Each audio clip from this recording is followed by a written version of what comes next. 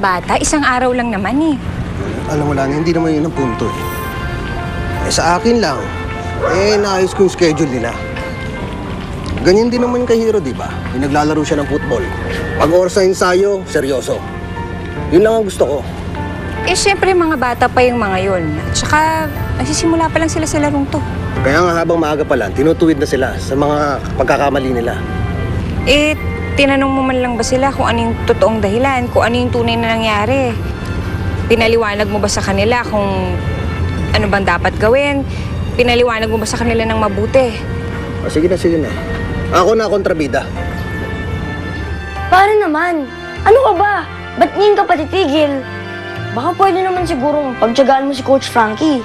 Hindi naman niya ako naiintindihan, tapos hindi niya pa ako pinakinggan. Pura training, pura training! Ako na nga nasaktan. Ako pa pinagalitan.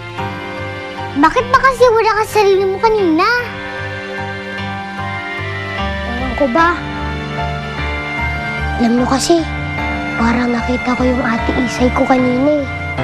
Ate Isay mo? Eh di ba 2 taon na kayong hindi nagkikita?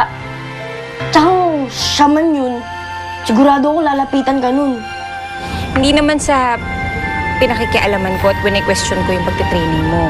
Ang sa akin lang naman, sana bago mo pagalitan at parusahan yung mga bata, alamin mo muna kung anong totoong nangyari. Malay mo, di ba, ikaw rin may matutunan ka sa kanila. Ano gusto mong pamukha sa akin? Na wala akong alam sa pagpapalaki ng mga bata. Na ikaw may anak at ako wala. How dare you? Hindi mo alam kung anong pinagdadaanan ko.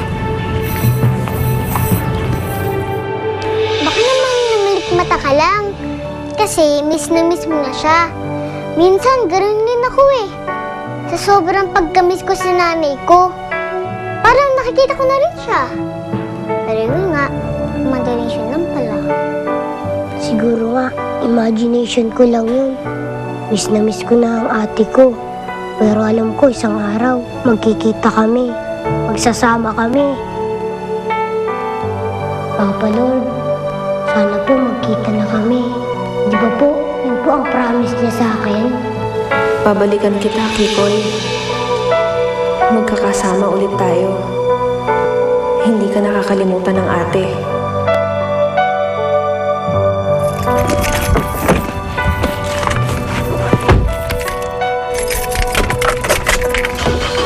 Lani, mag-usap tayo. Umalis ka, Frankie. Pasensya ka na. Mag-usap tayo. Umalis ka, sabi dyan eh! Hindi ako alis dito. Sige, sagasaan mo ako. Jikum Rabashum.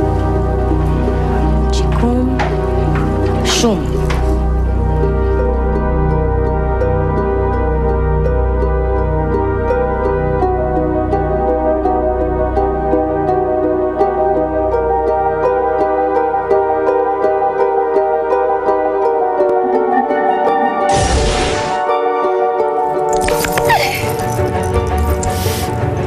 Ano yan? Yan na yun? Alam mo, hindi lang matatalo yung anak mo sa sapatos na yan. Pagtatawanan pa. Pinagbago naman ah! Belinda, ilang taon ka na nagpa-practice. Tapos ano nagagawa mo? Soccer shoes na may tutu? Mabuti pa si Clarissa eh. May pakinabang. Eh, ikaw? Yung isang team dun sa compound kahapon, palagi niyo ba silang nakakasabay sa training? Yung mga yun, yung mga mukhang lampang yun, yung makain, losers yung mga yun.